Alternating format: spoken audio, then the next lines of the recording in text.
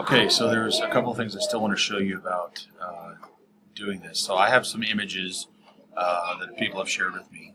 Okay, in Google Drive. So upload your pictures to Google Drive, to your drive, and you can just have Drive open and just click and drag them in there. All right. Now, if I right click on this, okay, or with the mouse,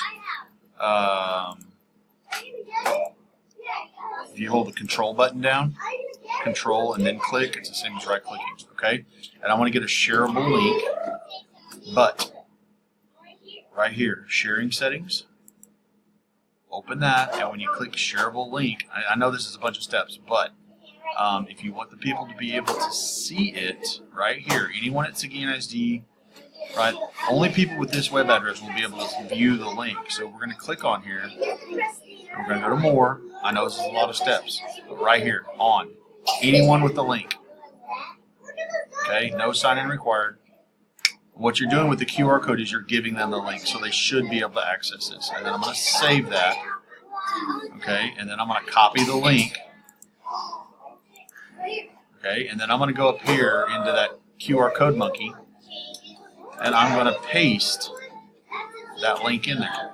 Okay, and then create the QR code, and then I'm going to download the portable net graphic.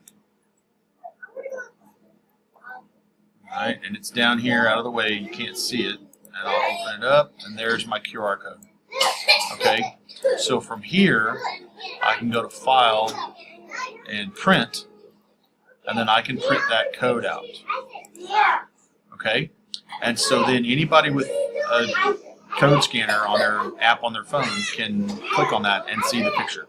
So I'm thinking that's pretty much what you wanted to do. I know there's a bunch of steps involved to it. The pictures are just really big, so you can't directly link to the picture. You got to create a link, and that's how you do that. Okay.